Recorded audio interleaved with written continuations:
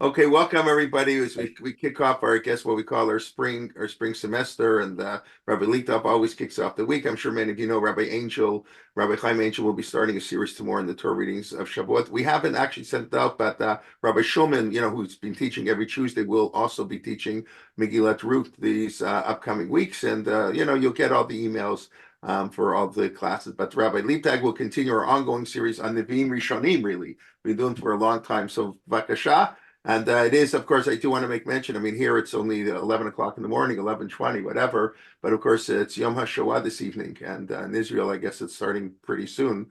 And also important to remember, with all the difficulties we have today, at least we have a state to defend ourselves. It's nowhere near as we're not in the 1930s anymore, whatever. And we should hope that you have Yeshua's and should hear good things. Okay, Rabbi Leibtag, sorry to take away a Okay. couple of minutes, but you can put them at the end. Okay, now we can start up. Okay, so let me share my screen. And first of all, welcome back to everybody and hope you had a meaningful Pesach. Okay, so I wrote the introduction. I'll just review what I wrote. This week we resume our study of Sefer Shmuel, because ever since I think Purim, we took a break and did timely topics. And now we're finally back to Sefer Shmuel. Because it's been a long time, we're gonna review what we've done so far. And we're going to focus on, again, like we've been doing all along, what's the prophetic purpose of the book? But we're going to focus on its three prophetic authors, Shmuel, Gad, and Natan. We talked about in the very beginning and all through the book. And we've tried to identify different units. Just a quick review. We're going to go through them in a minute. And after we define distinct prophetic units, we try to attribute each unit to which prophet it was, try to understand why the unit was originally written, and then later understand why it's put into our book, which we call Sefer Shmuel, which was written, we explained, which was put together early during the First Temple period.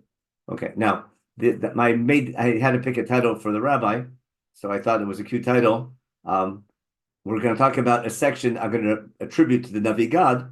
So the hand of God means the hand of God, G-A-D, means the section he wrote, but he's going to talk about the hand of God, G-O-D, in Sefer Shmuel. You understand the difference? The job of the Navi is to see the hand of God behind events, and the section written by the prophet God. Now, when you teach this in Hebrew, it's a lot easier. You can't use this wordplay, but when you teach anything in English about the Navi God, you always get into problematic, because when the student's listening, he's talking about Hashem. In Hebrew, you say Hashem and God the Navi. That's not a problem. When we speak in English, it's always confusing. So I'll try to clarify as we talk through. So just a quick review. We attributed the first 16 chapters to the Rabbi Shmuel. The first unit, the first 7 chapters, was establishing Shmuel as a prophet, his birth, how he fights the corruption in the priestly family of Eli, and how God is he starts with God's influence. And thanks to Hannah's prayer, Shmuel becomes a great leader who puts Israel back in the good direction, turns everything around. That's going to lead to Israel's recovery from the rock bottom it hit during the time of the Shoftim. Then, towards the end of his life, the people want a monarchy, and we had the whole discussion why Shmuel thought it was a bad idea, and God says it's a good idea, but it's the Nabi's job to make sure it goes in the right direction. We talk about how Shaul's kingdom began, how he was appointed by God, and later how God was disappointed, and why God took away the kingdom from him in light of the war with Amalek and Shaul not following God's command. In light of that, why he picks David. Now, even though Shmuel had not died yet, he doesn't die till later in Shmuel Aleph. In our study of Shmuel Aleph, we claimed that chapter 17 actually begins the work of the Navi Gad. And we gave a whole share on that with the story of David and Goliath for a very simple reason. Shaul's kingdom begins at the end of the career of Shmuel. So when Shaul first becomes king, Shmuel's already old. That's how the story begins. And as Shaul's kingdom begins, Shmuel gets older. And after the situation with Amalek, especially after that, Shmuel and Shaul don't even talk to each other. Then, in light of that prophetic punishment of what's going to happen to Shaul, and God's going to pick somebody else, we get the story of King David. But the story of King David's rise to power, his birth, is the story with David and Goliath and how he becomes a big shot in the army and later becomes the people's favorite.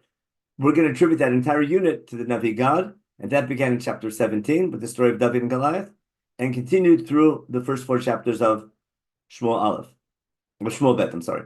That was this section over here.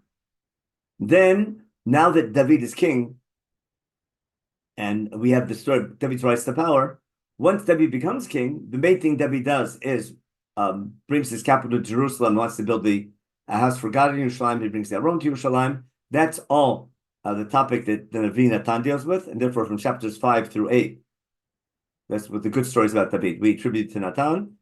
And once we began with the section of Natan, we went next to the section from chapter 9 to 20, which was also by Natan, but we explained how that unit was focusing on David's sin with Bathsheba and its consequences and the punishment, and that made that a unit. In chapter 21, we'll see we're going to go back in time. We're going to prove it's out of chronological order. And we'll try to show, even though in chapters 20 through 24, there's like 6 different topics, but there's something that ties them all together. But I want to say that all those units from chapters 20 to 24, I'm going to relate to the Navi God and try to explain why. Okay, so now what we need to do is just review real quick what those topics are. And then we're going to go back and see and focus on chapter 21. And I picked that, A, because it's Erev Yom HaShoah today, and also I think there's a very important message in the story in chapter 21, but we'll see a very interesting argument about how to understand what happened. So in chapter 21, which is a very strange and difficult story, there's a famine in the land, and there's a drought, and God's going to explain it's because the people of Israel are being punished for something that Shaul had done to the Givonim, what he did and what was done and what the consequences were. We're going to read about it soon. But basically, it's a story of how there's a famine, and the reason for the famine is something that Shaul had done wrong to the Givonim, and Shaul's descendants have to be punished. And it's a very difficult story, which we're going to deal with very soon. Then that's followed by a few short stories about David's war with the Plishtim, which all seem to happen earlier. Shirat David, the famous song, which is also a psalm, I think it's Mizmor Yudchet in Tehillim. It's a very similar version in chapter 22 here. We'll dedicate closer to Yom HaTzmaot. I'll talk about Shirat David. I think it's more meaningful to use that for Yom HaTzmaot. That's next week. So we won't talk about that this week. We'll just mention it's here. And the heroes of David's army, which relates to the Shirat David. And then finally, this will do closer to Yom Yerushalayim, is when David takes the census of the nation, there's a severe divine punishment for counting the people, which he shouldn't have done. David repents, and in his repentance and prayer, he ends up buying the field of Arabna the Jebusite, where God answers his prayer, and later that becomes the site of the Temple Mount. I thought that would be a good topic. We've talked about it before, a little bit in detail. We'll go back to that closer to Yom Yerushalayim. It's all within the next 2-3 weeks, as we get towards Shavuot. And hopefully by Shavuot, we're going to finish up our study of Sefer Shmuel. And picking Yerushalayim will also be our transition from Sefer Shmuel to Sefer Menachem, which I thought would be fitting for Yom Yerushalayim and Matan Torah and Chag Shavuot. So we're going to notice that in chapter 24, it's clearly, that's the pasuk we quote in Tachnun, Vayomer David al Gad, that clearly God is a Navi involved in chapter 24. That's going to give us a reason to think that God's the chapter, there's a Navi involved in all this, in this entire unit. We'll get to that towards the end of this year. Okay, now, we're going to study now chapter 21. The only thing I want to do first is simply show you and review why chapter 20 ends a unit. Chapter 20 was the rebellion of Sheva ben Bichri. And he was the, remember Sheva ben Bichri? He starts a revolt against the whole kingdom. And he says this whole monarchy has just led to civil war. And he says, forget the whole thing. And that's in light of what happened after the Avshalom revolt and the civil war caused by Avshalom's revolt between the north and the south, between the north and Yehuda and the break. And basically, ever since we had the kingdom, instead of fighting with our enemies, which is why we started the kingdom, so we have a strong army and we defeated our enemies, but we're fighting with ourselves. Hope that doesn't sound too familiar. And he says, who needs this whole monarchy system? And he wants to basically go back to a tribal system. And they put down that rebellion of Sheva ben Bichri. But that's the conclusion of the Avshalom story. And the Avshalom story is the conclusion of the consequences of David's sin with Bathsheba. That was the whole unit we talked about before Purim. So that ended the story, the death of Sheba ben Bichri. That ended the story, Yoav being back in charge of the army again. That ended the unit that began in chapter 9, that went through chapter 20.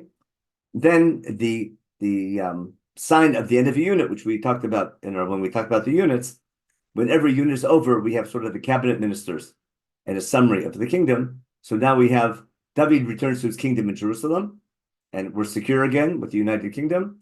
And then Yoav is in charge of the army. And Yoav, Benayo ben Yehuda, he's in charge of the special army guard called the Kreti and Pleti. And Adoram, he's in charge of collecting the taxes, either probably financial taxes, maybe even people taxes, which what was needed for all the building projects of the country and in the war. Maskir is probably like the Secretary of State or the Attorney General. That's Yoshafat ben Achilud. It's good that if a maskir is someone like an attorney general, it's nice that he's called Yehoshaphat because he's judging the people, but God's judging the people. His name, I think, is very meaningful there. Then there's the official scribe of the king. There's the priest in the temple of Yetar and Sadok. And there's the ministers in the government, David's helpers. And before his own sons were his helpers. It's interesting. I'll go back to this in a minute. Ira Hayari, he is David's right-hand man. Remember, a Kohen means a minister, not a Kohen in the temple, but a Kohen, a minister in the army, or a minister in the government. So if you remember, we had a very similar set of psukim. Stop the share for a minute. We had a similar set of psukim in the end of chapter 8. We don't want that. We want chapter 8 in Shmuel Bet. But we had the end of the first unit from chapters 5 to 8. Maybe it wasn't chapter 8. Wait, what did we do wrong? Oh, it's Shmuel Bet. We need Shmuel Bet. My mistake. The end of chapter 8 in Shmuel Bet. What do we have? Ben David called Yisrael. And what do we have? We had David doing Mishpat and Staka. Then Yoav was on the army. That hasn't changed. Yoshaphat, the masker, hasn't changed. Sadok and Eviatar are see it on the screen. Oh, I'm sorry. Okay. Thank you. I got to get back to got to get back into Zoom mode. Okay, here we go. We're in the end of chapter 8. Here we go. In Shmuel Bet, we had the same psukim. Summary, David was king all over Israel. And there were emphasized David doing tzedek and mishpat for all his nation. Yoav in charge of the army, just like before. Yoshaphat, the maskir, just like before. Tzadok and Eviatar, the Kohanim, just like before. And Bnei ben Yehuda and Kretim, that's the same. And then David's sons were Kohanim, means they were ministers in his government. And now, stop the share, instead of David's sons being the ministers in his government, who's now Ira Hayari is according to David. Now, who can tell me why did that position of the people helping David, why did that change from David's sons to somebody from the outside? Anyone want to suggest a very logical reason why that changed?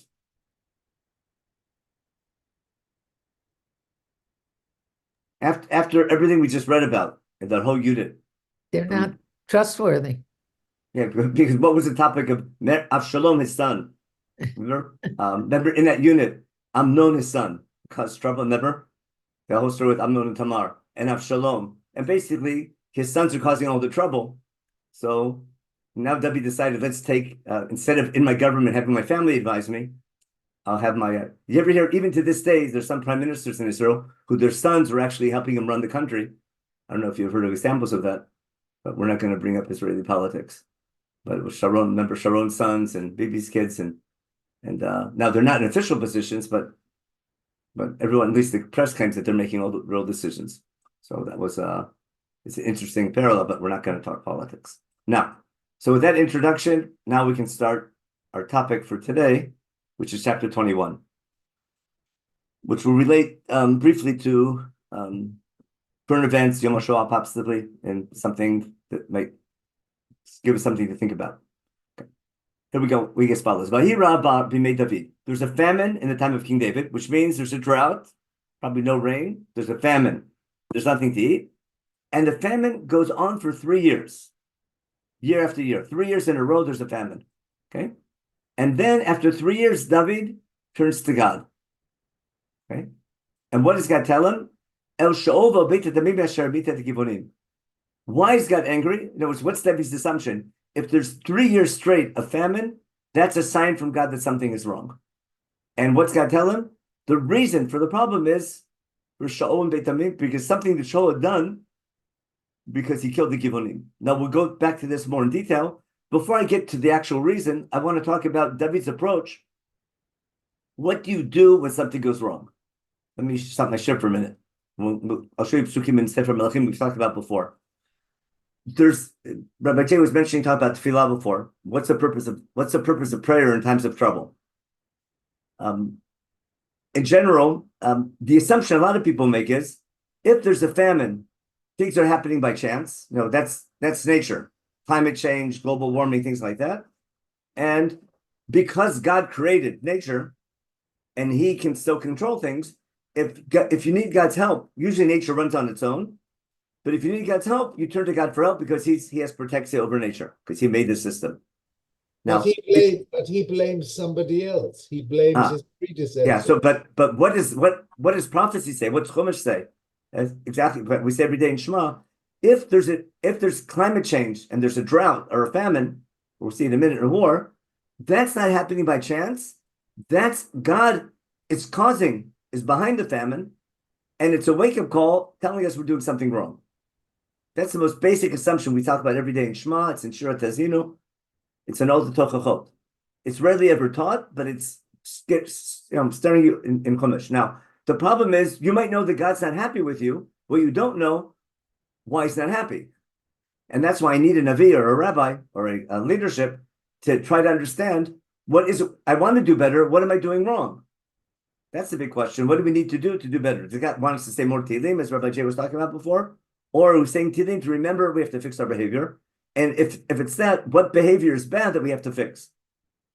Now, I want to share with you a commentary by the Radak, I think. Wait a second. Where's my, here we go. I didn't put it on the source sheet because I didn't have it in English. I couldn't find the Radak with English, but I think the Radak is here. That's Rashi. Here. Here's Radak. What's he saying? Here. David turned to God. I hope you see my screen. Yes, we show, right? There's a good question. Everyone understand the question? After 3 years of famine, that David turns to God. What should he have done? If he was listening to the shir we just said before, if he read Shema, after 1 year, he should have turned to God, shouldn't he? And after 2 years, why did he wait 3 years to turn to God? What's wrong? So Pirush Rabbeinu Sadia Gaon, remember of Sadia Gaon, the famous Gaon from of Sadia. Shana Rishona Chashab Mikrehu Kederech Olam. So first year was that happens. If 1 year there's a drought, that could be natural. But 2 years in a row, whoa. Okay. Shnia, the next year there was a drought. Chashav ki ba'avon pesamicha haya. So he understood after 2 years we've sinned. It must be a sin of maybe of idol worship. Maybe it's a sin of pesamicha. Now, why is Sadia Gaon saying it's because of pesamicha? Was that in the time of David? Well, because it has to do with something that Shaul did wrong. Got it? You with me?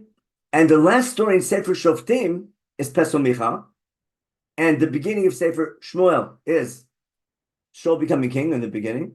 So this commentary is tying all that together and following Seder Olam that Shaul was only king for 2 years. And if God's angry with the house of Shaul because of something that was wrong, so probably David, and soon after, David's not sure yet what the problem is. Later, God will tell him it's because of something Shaul did. It has to be early in David's reign, soon after Shaul died. And therefore, he thought it was because of Pesamicha, which historically doesn't make sense when you understand there was over probably 100 years since then, especially if Pesamicha happened earlier in the time of the Shoftim, which also makes more sense.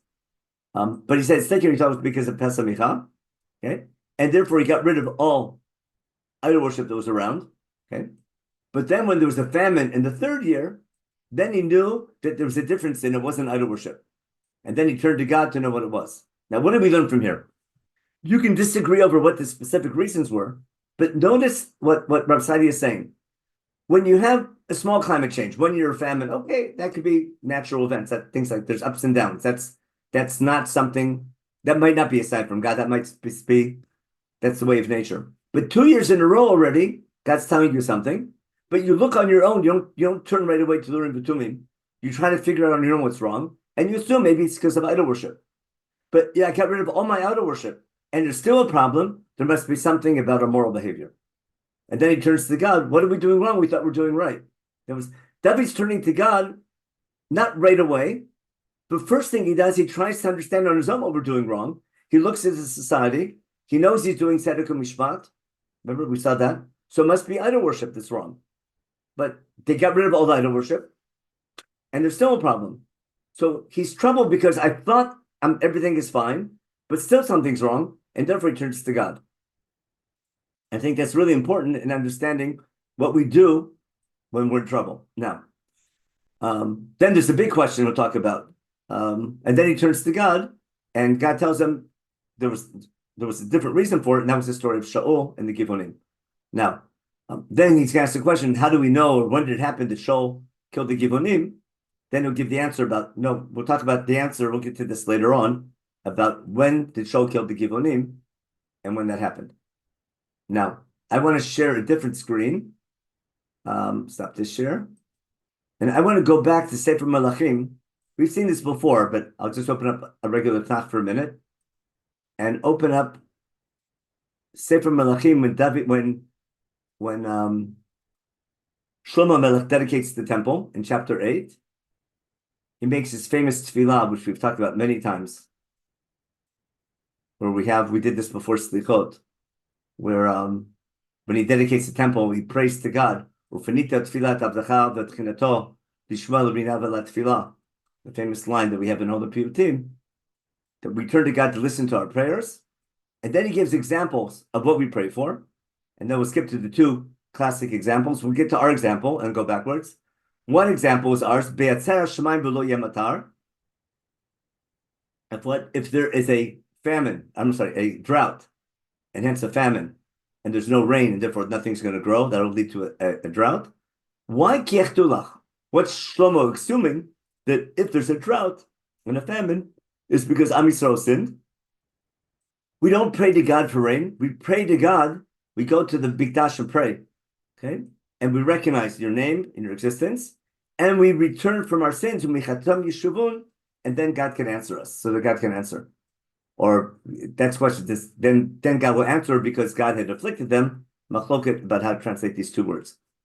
Now, but the main thing that Shlomo is saying, the Mikdash is a place to pray, to try to understand what we've done wrong, and to repent and ask God to forgive us for our sins, showing God we understood what we did wrong. But I gathered together to find out what we're doing wrong. Therefore, then we turn to God, to heaven, and pray, forgive us for our sins of the people of Israel. And here's the most important part. And you instruct them on the proper way, which they can walk, and then you'll give rain in the land that you're giving to your nation. The same thing, Rav, should there be a famine in the land, or dever, some epidemic, or whatever trouble there is with our produce, etc. Or any enemy giving us trouble.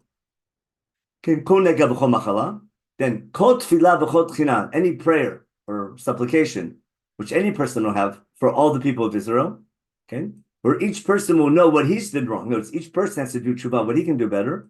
He lifts up his hands to heaven, and then we ask God, listen from heaven where you're sitting, and the most important part, give each person what he deserves, and you know what's in the heart of each person, because you know on your own who's sincere, who's not sincere, who's doing what's right and wrong, so that we can fear you and serve you the right way to be worthy of living on the land. Now, in light of this, because there's a Rav in the land, after a famine, after a drought, David understands they must have done something wrong, and that's why he turns to God, and God will give the answers. We'll see some moral sin that was done in the time of Shaul. Now, just something relating to maybe more recent events. The first example he gives, B'nagef Amcha Yisrael Lifnei Oyev. Should we fall to our enemies in war? Ashiyatulach, because we've sinned. Okay?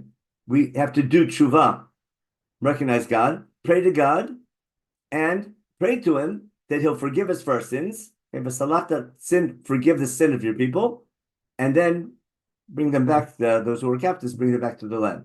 Meaning, we don't pray for rain. We don't pray to win wars. We pray to remember that God's hand can control the wars, and God's hand can control the outcome of a drought, of the outcome of a war, of a battle, or the outcome of what happens in nature. But that's a function of our deeds, and therefore we gather to pray to remember how we need to behave to be worthy of God's help. And that's a key theme in davening that Rabbi Jay was talking about beforehand, and that makes davening much more transformative. Now, the question is, what we're missing today is prophets or rabbis giving us direction. What is it we're doing wrong? We can agree something's wrong. What are we doing wrong? We tend to say it's always someone else doing something wrong, and that's always that's a big difficult thing. I'll just mention something about Yom HaShoah. Every rabbi tell you can't say, oh, the Shoah happened because of the what do you call it? Because of the Hasidim. It happened because of the what do you call it? Not the Hasidim. What do you call not the academic people, the Maskilim, remember the Haskalah, or because they did make Aliyah, because of the Zionists, or because they're anti-Zionists. You follow? Everyone was blaming somebody else. And when a team loses, everyone's to blame. And therefore, each group has to try to do what they can do better. And pointing a finger at somebody else is not going to solve the problem. Each group has to ask itself what they can be doing better and realize it might be multiple things. But to say that there's no reason, that's Shirat Zinu screams against. Remember, Tzur Tamim Polo, the fact that you don't know what the exact reason is doesn't mean there wasn't a reason. And we have to be machmir and try to figure out, do our best to do better and try to understand what might be wrong. Now, if you want guidance, what things make God really angry? That's why we have Nevi'im. So read Isaiah, read Yirmiyahu, read Hosea, Micha, etc. And what they're complaining about, but it's what caused. I'll just bring one example from Micha, which is like classic, which I think they should teach today. Again, I don't want to do anything specific politically, but Micha chapter 3 is simply a great example of why the people think they're fine, and the Nabi's telling them there's something really bad going on. Where are we? Micha should be right here. Chapter 3. He yells at the leaders of Israel. Okay. Listen up, the elders of Yaakov, the officers of the people of Israel. You should know justice. Instead, you hate good. You love evil. You're not taking care of the poor. He goes on and on. Okay. As you cry out to God, and God won't answer you. Okay. And he'll hide his face from your prayers. Hester panim means when God doesn't answer our prayers. Okay, at that time, because of their bad behavior. Then he yells at the prophets, misleading the people, right? Not telling them, not giving them proper, telling what they want to hear, not what they need to hear. And then he gives this big line: Shivon azot Roshei Beit Yaakov, verse 9 in chapter 3 in Micha. Listen up, the leaders of Israel. Okay, Hamitavim Mishpat, who hate justice. And everything straight, they make crooked. As they claim to be doing justice, but what they're using justice as a tool instead of as a value. And everything straight, they make crooked. They build up Jerusalem. With blood means they don't care about human life. Yerushalayim is built with iniquity. Right? Its leadership does everything for bribe. Remember, they're doing shochad when they do judgment. Its priests do everything for money.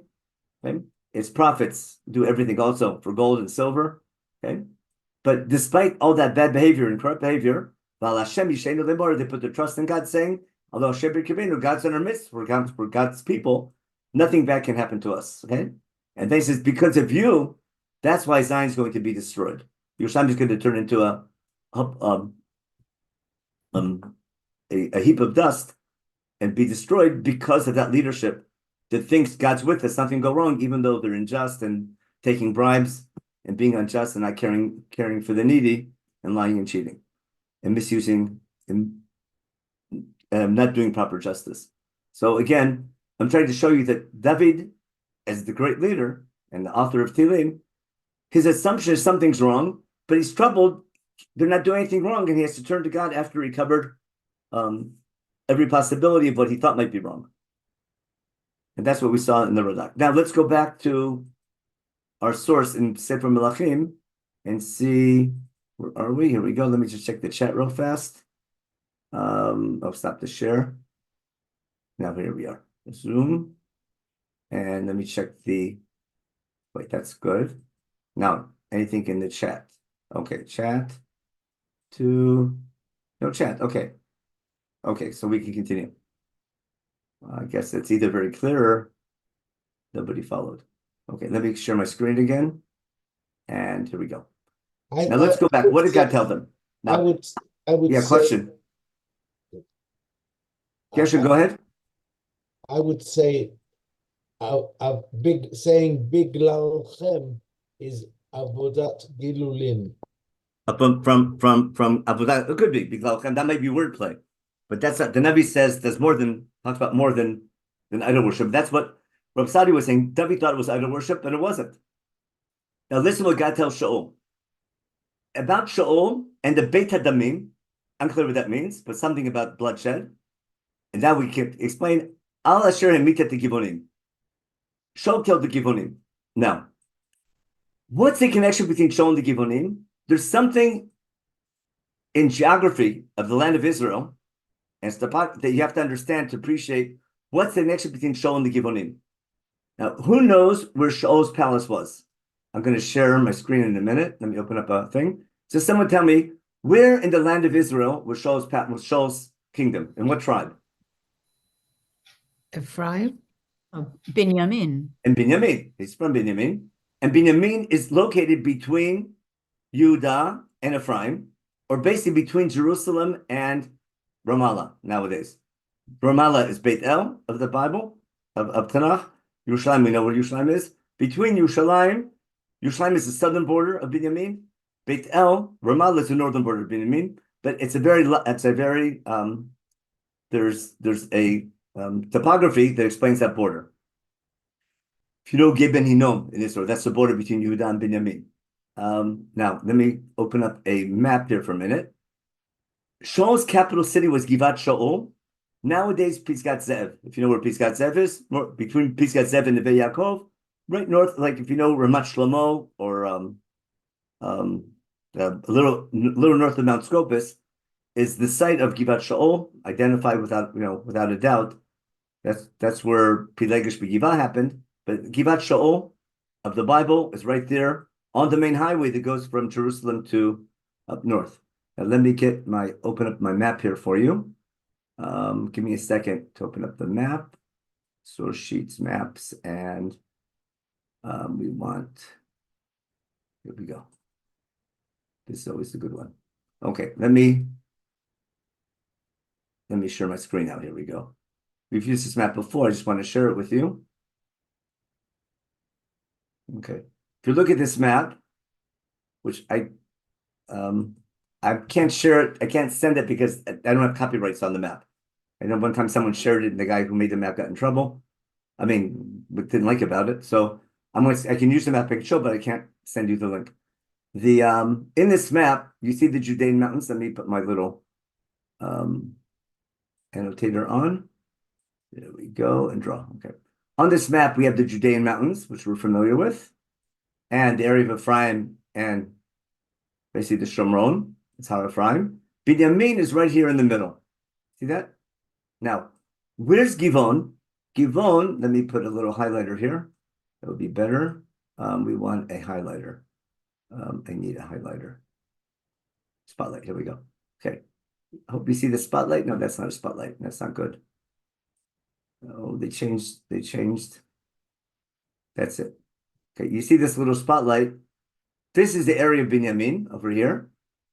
The Givonim are right next to Givat Shaul. Basically, if you know where they call Kever Shmuel or Nebi Samuel, that's right below where Givon, Ajib is the site of the Givonim. I'll give you another map in a second. Give me another minute. You get a more detailed map of the area. Maybe I should use Google Maps even. We need 3D. Second map 3D. Here we go. Do you guys see this map? I better stop my share and just redo it. That'd be like easier. Share screen and Rabbi, is Nov on this map? Because I'm gonna show you Nov Nov is in a second. very Yeah. important. Nov nowadays is French Hill. That's not it. Wait, let me open up. If you know French Hill French Hill is the hill right below. Here we go. Oh, this doesn't see it as well. Maybe I should do a Google map for a minute. But this is the area here of, where are we? Here we are. Sorry about this. Here. This is, again, the same thing. This is Harei Yehuda. This is the area of Binyamin. But what's important is, see Beit El? Beit El is over here. Givon is basically right here. And Givat Shul is right here. But in a nutshell, without getting to the, it's hard for me to show it on a map. You have to do it on a teal. But the Givonim, the cities of the Givonim are right next door to where Shaul's palace is. They're in his backyard. And it only makes sense. What did Shaul do when he became king? He got rid of all the foreigners in the area. Now, Yeshua had made a treaty with the Givonim, not to leave them alone, as long as they weren't sovereign. He said, promise not to wipe them out. And Shaul broke that oath and did his best to get rid of the Givonim. He did it for, what do you call it? We'll see in a minute. He thought he was doing the right thing. Now, this is the land of Israel. We have a kingdom. We can't have foreigners in our land. And even though Yeshua had made a treaty with the Givonim, Shaul broke that treaty and started wiping them out. And God was angry with that. Now, let's read now all this in the Psukim. And I'll show you an alternate explanation the Rashi brings that is not as harsh on Shaul as the simple explanation sounds like. Let's go back now to our Zoom and here we go. I have to share my screen again. Here we go. Okay. Back to our source sheet. Here we are. Oh, that's why I lost it right here. Okay. Now, what happens? Vaikram Melech li Givonim. The king calls the Givonim, and what's he tell them? V'yomer lehem Givonim. Now the Navi tells us, in parentheses, the Givonim are not from the people of Israel. No, they're not Jewish. But what happened?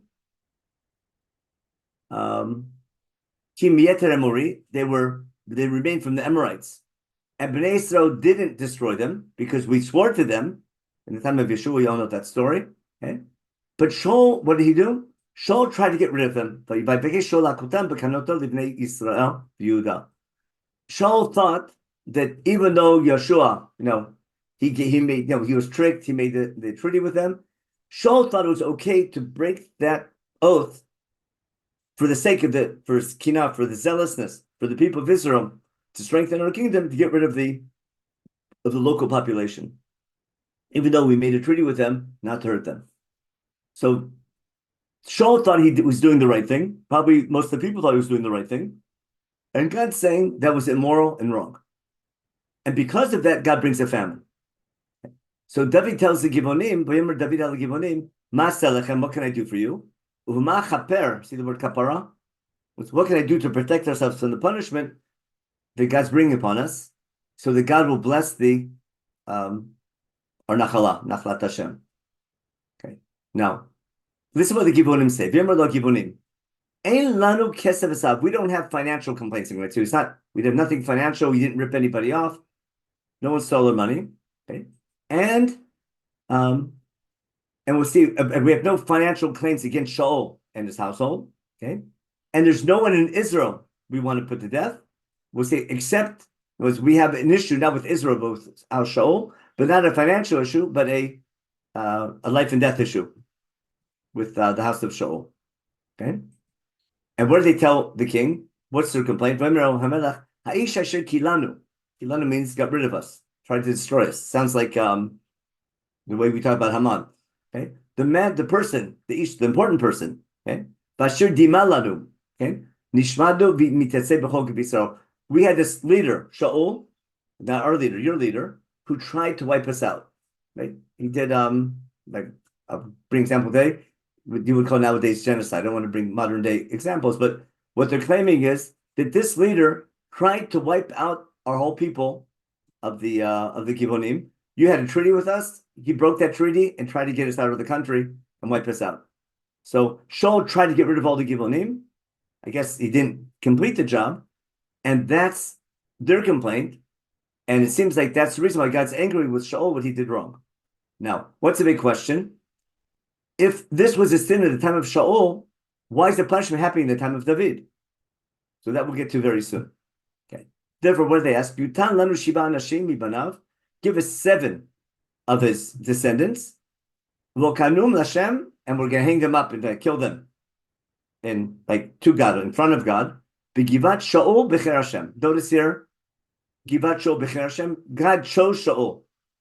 Shaul's representing the kingdom of God, and we're going to hang them, kill them publicly to bring atonement from God's anger, because the person representing God, your king, b'cher Hashem, Shaul, your king, did something against the shvuah that they made to God. Now, why 7? Why 7 anashim? Why 7, not 10, not 5, whatever it might be? Rabbi Amnon Bazak gave a shir one time in the Mayun, I forget how many years ago. He said there's wordplay in Tanakh about the number 7 and the word shvuah. Now, who can remember a story in Chumash where the number 7 and the Hebrew word for 7 is shiva, and the Hebrew word for oath is a shvuah? Where's there a famous story in Chumash where Beersheba. why is it called Beersheba? There were 7 lambs that Avram put aside for the treaty. But Sham Nishbu Shnehem, we have the same wordplay, Beersheba. Ki Sham Nishbu Shnehem. Also, from I remember, I think when Lavan and Yaakov make that deal about marrying the daughter, it says Malay Shavuah Zot and Gamazot. And working another 7 years. But it was fulfill your Shavuah, your promise to work for me for 7 years. But there's a Shavuah to work, like a promise, an oath to work for 7 years. But Shuvah and Shiva go hand in hand. He brought more examples in a shir. That might be the reason for 7, or 7 is always a topological number all through Tanakh, but that's a very good reason for 7. Now the question is, which 7 people, which 7 children are we going? Which 7 descendants are we going to take and choose? And what's David going to do? First, David agrees. Now, all the Parshim say David agrees because God told him to. God doesn't say it's not that David says, okay, sounds like a great idea. Is that we'll see in a minute. All the Parshim say they were chosen by the Urim B'Tumim. They decide which ones were guilty. Right. Now, even though he had to pick 7, who was not picked? David had mercy over her and spared Mephibosheth, Yonathan's son. Remember, because they made a treaty beforehand. Okay. Al Shvuat Hashem Asher Benotam to David. Notice the Shvuah between Hashem and David, between Hashem, not between Hashem. The Shvuah in the name of God between David and Yonatan, not toward his family. That we had earlier in Shmuel Aleph, when David was running away from Shaul, and Shaul and Yonatan knew that David's going to become the next leader. They made a pact that won't hurt each other. So who does he take instead? The king takes 2 sons of Rizpah bat Aya. That was the king's Shaul's concubine. Okay.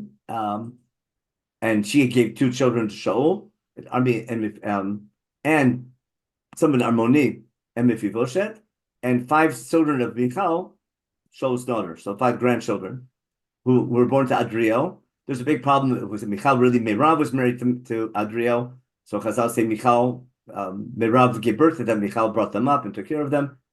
That's all in the Parshanim. That's a secondary question.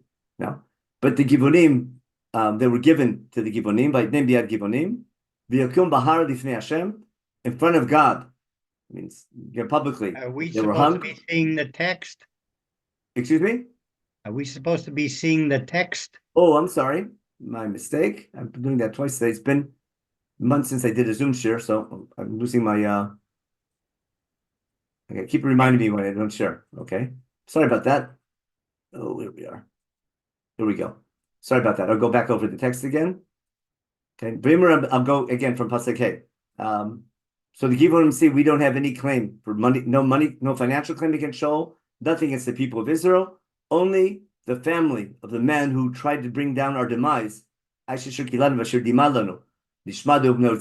person referring to Shaul who tried to destroy us and get us out of Israel. We want 7 of his descendants, and We're gonna hang them publicly, or kill them publicly in Kivyat Shol B'chir Hashem, and the king has Rahmanut on Mephibosheth ben Yonatan ben Shaul, because there's shvuah between them. Now, who remembers the first time I have a story in Tanakh about a shvuah and Shaul? Where's this first story that there's an oath that's an important story in the life of Shaul? Actually, in a very early story. Nobody should eat during the war. He made everybody swear not to eat during the war. And who did eat? Jonathan Yeah. And therefore, what should have been Yonatan's punishment? should have been put to death. He should have been put to death. Who saved Yonatan? People. The people, right? But Shaul broke the oath that he made, but he probably did the right thing then. But then there's something going on. David, remember Shaul makes swears to David after David has his migo. Remember in the story in En Gedi, where David could have killed him, he takes his coat instead. He makes a shvuah, I'm not going to touch you again, and he breaks the oath and starts chasing him again. When it comes to oaths, when it comes to breaking the oath, breaking shavuot, Shaul has a really bad track record, and the culmination of all that is breaking the oath that Yeshua made earlier, and this is his final payback by losing his descendants. Now let's go back to what happened next, and then we'll see what the Parshanim on it in a minute. Okay, now, so the Givonim, he gives them to the Givonim. Again, and they're hung or. When was Michal married to this Adriel? So Michal married actually, Merab married Adriel, not Michal. So all the Parshanim talk about it. They say, but the way Chazal explained it is that Michal took care of the children. She brought the children up, and therefore they're attributed like they were his daughters. It's a little complicated. It's an important topic, but all the commentators deal with it. I want to deal with the bigger picture story of what David's doing. And then Ritzma Bat Aya, even though they were hung publicly, they were left there basically to die in the beginning of harvest season. Okay? And Ritzma Bat Aya, what did she do? No, she's related to them. So what does she do? She takes care of the bodies until the rainy season begins, so that the animals shouldn't hurt their bodies. David was told what Ritzma Bat Aya did, and then David goes and finally gathers their bones together with the bones of Yonatan and Shaul that were put already back in the people of Yabesh Gilad had put in Beit Shan, in the wall of Beit Shan, and brought them to proper burial from the Gebal, and brought them to Kever of the family of Shaul's father of Kish. They buried the bones of Shaul and Yonatan in Binyamin, in the Kever, in the family burial spot of Kish, their father. And after that, God, brought rain back to the land, and that solved the problem of the famine. Okay, now, what I want to talk about quickly is, because we're going to run out of time in a minute,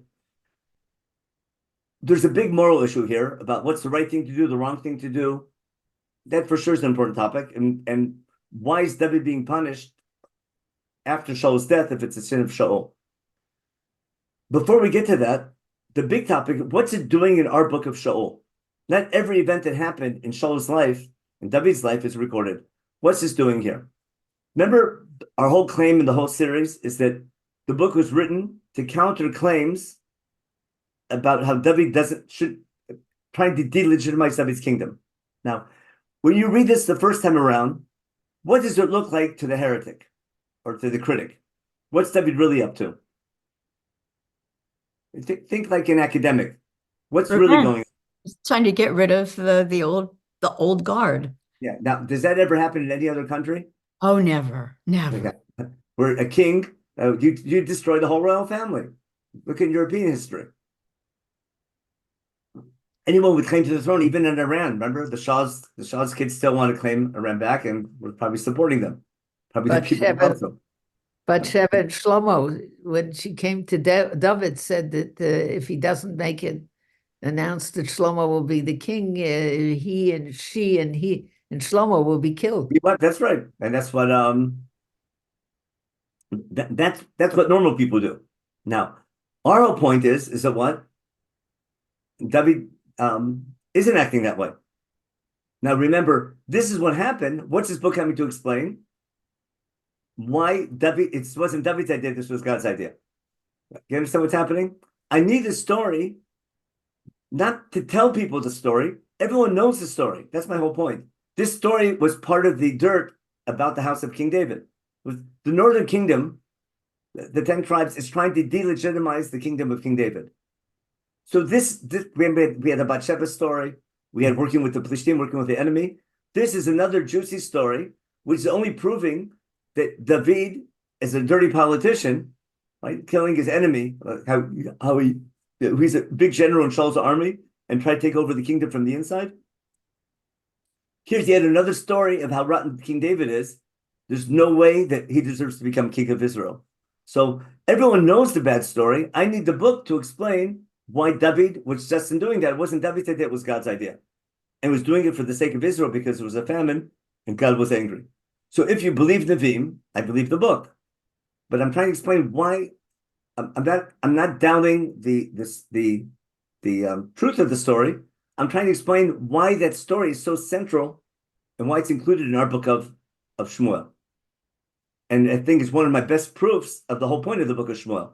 The book doesn't say everything that happened. In fact, it doesn't tell us the story of Shaul killing the Gibeonim. It only tells the story of David punishing the offspring of Shaul for what he did to the Gibeonim.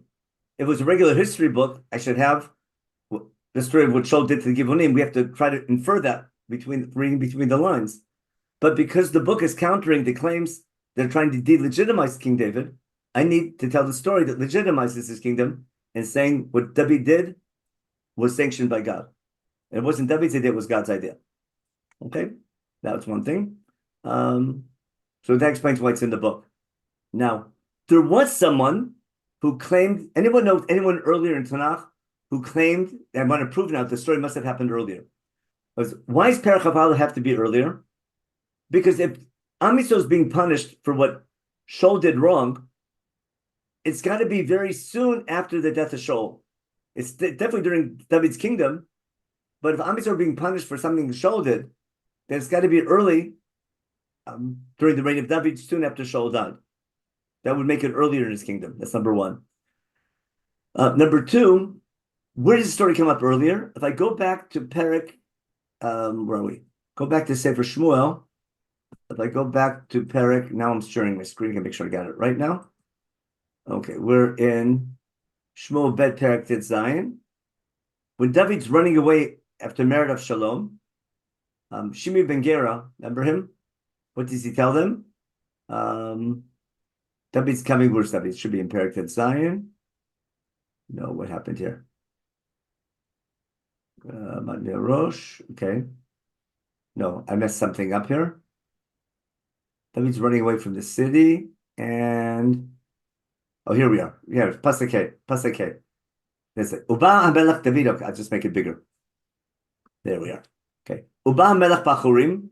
David's running away from Avshalom on the way past Bale Dumim. V'nei sham yotzei ish mishpachat Beit Shaul. Someone from the family of Shaul comes out. Shimi ben Gera, cursing David. V'asakel bavonim et David, Abdei Melech David. Kol Gibrim Dimor. Kol Mashim ben Gera. Tzei ish David Isha B'liyahu.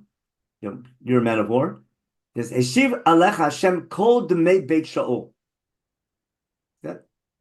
What is the blood of the house of Shaul? Asher Malachta Taktav. You're a man of blood because what did you do? You killed all the descendants of Beit Shaul. Now, if you understand this, the Beit Shaul, meaning the blood of the house of Shaul, which means his descendants, Shoshimi ben Gera is claiming that David killing Risma Batai's children and Mirav's children, or Michal's children, that was part of this. That's what it's referring to. Now, it could be the blood of Beit Shaul was the blood of all these civil wars. It could be, a wider meaning. But if I want to take the specific meaning of the house of Shaul, then maybe Shimon ben Gera is referring to that event, which means that's a very strong proof that Perach of Aleph, the events of Perach of Aleph of David killing Shaul's descendants, had happened before this. The story of Shimon ben Gera, which is after the Merit of Shalom, which was recorded earlier in the book, but must have happened later. Right, so that's one proof that a lot of the Parshanim bring. Now, I want to deal real quickly with the question, why, if this happened earlier, why it's here? So I want to go back to two main claims I've been making through the whole series to make my key point. Again, the moral issue maybe we'll deal with next week's share about, we'll see the Parshanim of what they did wrong. We'll talk about it quickly. But I want to go back to our whole approach to the book. Number one, why is this story included? Because I think it's part of the juicy material that the Northern Kingdom is using to delegitimize King David. It's coming to explain from a prophetic point of view. This was God's idea, not David's. Number two, why is it out of chronological order? Because I include all the works of Natan together. We had a unit when David becomes king over all of Israel. So the first unit of God was David becoming king and defeating Shaul, ending with Shaul's death, and the kingdom moving to King David. As soon as David's king over all of Israel, we focus Natan's unit, which is David building up Yerushalayim. And then once we mention Natan and David building up Yerushalayim and bringing the Aron to Yerushalayim and wanting to build the Mikdash in Yerushalayim, we talk about David's sin with Bathsheba. And that leads to the story of the revolt of Avshalom and all of David's punishments. I have the entire units of Natan. Now that I finished the unit of Natan, but when the revolt of Avshalom is over, I'm going to go back at the end of the book and bring in other stories that are from the Navi God. So I'm having, after I finish the Natan unit, I have the God unit at the end. That's called the Hand of God. The Hand of God, G-A-D. Got my point? So even though the reason why these stories are at the end of the book is because even though they happened earlier, they're recorded later because now I sort of have an epilogue to the book or an appendix to the book. There's more nevuot of God that we didn't include earlier because as soon as David became king, I went to Natan. I finished all the works of Natan about David, the good things David did and the bad things David did, and now we go back and finish up for the works of God. And now God was involved with David earlier in his life with his battles against the Plishtim, and therefore all the things have to do with battles with the Plishtim we'll see in David's song. And the last story, for sure God is the Navi, and therefore my claim is when I look about the different prophetic authors of each unit, because we're studying units and how the book was put together unit by unit, but keeping the works of each prophet together, that explains why it's out of chronological order, why it's in the book, fits the theme of the book. Where it's in the book, out of chronological order at the end, is because of the nature of the book, quoting the prophets in different places. Now, I'm just going to touch briefly on Rashi's approach, which is amazing. You simply have to see this to appreciate Rashi. Again, maybe next week I'll try to find this in English and do it with an English Hebrew. We'll deal with this next week. I just want to show you quickly what Rashi says. Then we have much more in the Radak and read. But listen to what Rashi says here. Where's Rashi here? Okay. El Shaul v'Beit Rabim. Al Avon Shaul, okay, who's buried, what do you call it? What was the sin? What Rashi's doing is, why is God angry? Because Shaul wasn't buried properly. Not the sin that Shaul did, not Shaul's sin, but the sin of the people about not burying Shaul properly. Now, who can tell me what's the source of Rashi for this? Why does he say that the sin of Shaul doesn't mean what Shaul himself did wrong, but rather the fact he wasn't buried properly? Who can tell me what's that based on? Rashi read the story very carefully. Anyone remember? How does the story end? Didn't it say something about the bones? They took the bones. Exactly. After this whole incident, David takes the bones of Yonatan and Shaul and gives them proper burial. And then God brings the rain back and stops the thing, which implies that part of the sin was David's for not burying Shaul properly, leaving his body instead of bringing him to it's always important in biblical times to be buried in your family plot. It's called Kever Avot. And Shaul was buried temporarily by the people of Yavesh Gilad up in Beit Shan, the walls of Beit Shan, and now we come finally to proper burial. So because that's how the story ends, that's a very strong point that Rashi is making. Now we'll go back to the Rashi. What did he say here? The and they buried him. The king should have had a better husband. Okay. The Beit Damim, not that Shaul killed the Gibonim, but what? Because Shaul killed no HaKohanim. If Shaul is being punished, listen how Rashi takes a story that sounds very left-wing and turns it to something more right-wing, if I want to use a political analogy. Shaul didn't kill Givonim, but what did Shaul do? Shaul killed Novi Kohanim, which is also a city right next to his palace. But that we know the story, he killed them because they thought they were cooperating with David. So when is Shaul responsible for murder?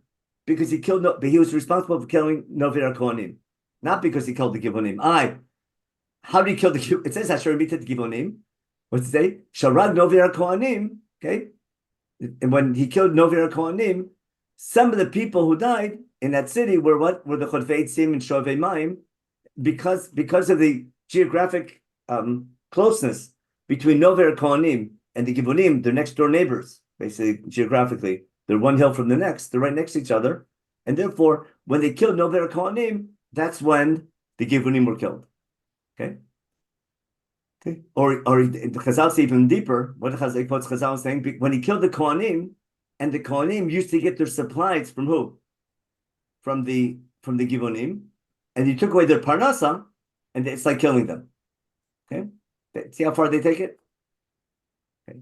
And now, then we're told the Givonim were we're not from Bnei Israel, and that's why they told David do something so mean. Okay, Klamar vehin heru batzman midat hachsaru. The Givonim were evil, and that's why they asked to kill Shaul's descendants. Okay, they're not from Zerah Avram Avinu, and they're not worthy of becoming part of Am Yisrael. Okay, and that's why David made it clear that you can't marry them, and he goes on things why you couldn't marry the Givonim, and basically. It's not that we did something immoral to the Givonim, but rather, we did something right. To saving Israel from intermarrying with them, and they're the evil people. But anyway, that's Rashi's approach. I don't want to get too much in detail. Almost all the other Parshim go the way we explained it. That Shaul himself tried to wipe out the civilian population of Givonim, who Yeshua had sworn to protect them, and Shaul wants to kill them because he cared about Israel's sovereignty in the land. We have these arguments to this day. Of cleansing, it's after the original conquest is over, to what point it was supposed to cleanse Israel from foreigners, even though earlier generations might have made foolish agreements with them. It's called kanaut. The word kinah is there, but again, I'm trying to stay away from politics. But it's amazing how, depending on your political view, how you're going to read, or your hashkafa, how you're going to read these psukim. Are the Givonim the bad guys, or we the bad guys? But the fact that in Pshat, God's punishing Israel for mistreating foreigners in their land is pretty harsh. And after 3 years, it means something bad's happening to the country because of our bad behavior, and it might be happening even years after the event took place. But there's something we owe. We see this week, there's a beautiful, I forgot who I think maybe Yossi Kaspi, I forgot who the Parshan is, I'll bring him next week. He says, why didn't God bring the punishment in the time of Shaul? He says, in the time of Shaul, had there been a famine, too many Jews would have died because no one was giving tzedakah. Now, there needed to be a famine, but God could bring a famine when the poor people would die. So we waited for King David to become king. David did tzedek u'mishpat l'chol amo. In the time of David, they took care of the poor people. And therefore, when there was a famine in the time of David, the poor people were taken care of. And therefore, God could only bring the punishment in the time of David because David took care of poor people who could then help them survive the famine. That's just awesome. I'll show you next week. It's just what I love about it is you take the Parshanim and you see the hashkafa of the Parshanim. You see their outlook of what the core Jewish values are. It's just a great example of how each Parshan, each commentator takes their understanding of what are core Jewish values and projects onto the story. And irregardless of what the pasuk says, they take their values and they read their values into the psukim, which is what we do. We all do, but I think it's now the question of which one's right.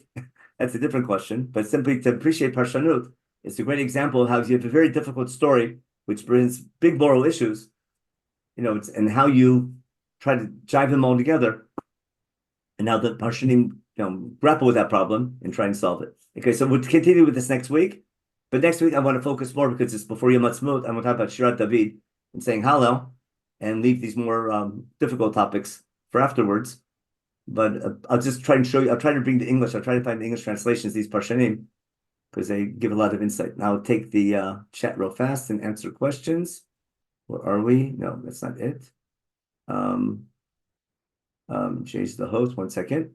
What happened to the chat? Chat? I thought I had more questions today. Okay. Were the Gevurim still working for the temple this time? So according to that Parshan, the Gevurim are still, they're not working for the temple so much. They could be working for the temple. They're right next. Remember, Nover Kohanim and later Givon are their next door neighbors. You follow? The Gevurim are smack in the heart of the country. It makes sense why people want to get rid of them because they're the best real estate. On the other hand, it makes sense why they're serving in the temple because they can't be sovereign. They're Shovei Maim. They're what do you call it? They're doing basic work, and it makes sense that we need to employ them. We give them jobs, so it could be they're working for the temple, giving food supplies and things like that, bringing wood and bringing water and things like that, doing what's called simple labor for the people. Why is it important to be in family? It's super important to be in family plot. Why? I'm not sure, but that's a big deal in Tanakh. It's called Lavol Kever Avotav. Achitophel commits suicide so he can be buried in his family plot and not be killed by the king. If you know the story with Achitophel. Vayesof Elamav. Remember, whenever someone dies, you gather to your family. Because people means you go to your family plot. In ancient times, that was really important. I'm going to check Sefaria I was looking in Ala Torah, but I should check Sefaria. I'm sure if they have all those commentaries, but I'll check with them. That's a good point, Ruth. I'll check them. Rabbi, it's not so surprising that for immigrants, just read about Pesach 36 times, Ki Geri Meitim Be'eretz Yisrael. It's the same idea. I know that's referring, how we treat other people, but I don't know why you follow that at all surprising. That's the key message of the Torah. Yeah, I know. I was saying it sarcastically. I know you were, but I'm just saying that comes from Mamash, like the aftermath of Pesach, and I don't want to be accused of being a left winger, so I can't say. It's okay. It's not so bad.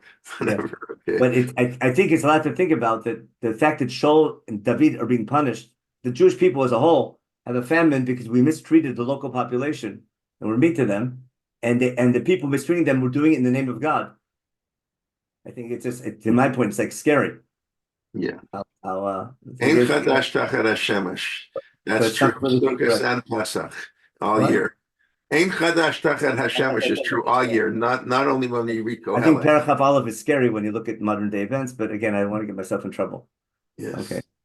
Okay. I think the main point I want to show you is that when something goes wrong, you turn to God to ask what I'm doing wrong. But first you have to try your best on your own to figure out what's going wrong. And when you can't find the answer, then you have to turn to God and look for divine reason. And it surprised them as well. Oh, it's because of what we did to the Givonim. It's a giant finish. But that's the story itself. My main point, what's it doing in the book? Got it? And why is it at the end of the book, even though it happened earlier? I was doing that from a technical point of view. But from the moral issue, that's super deep. Okay. Any other questions? Okay. Thank you. Yeah. go Rabbi Kelman, can you remind us, didn't we have a series of shiurim about Eliyahu HaNavi? We did. Well, so what?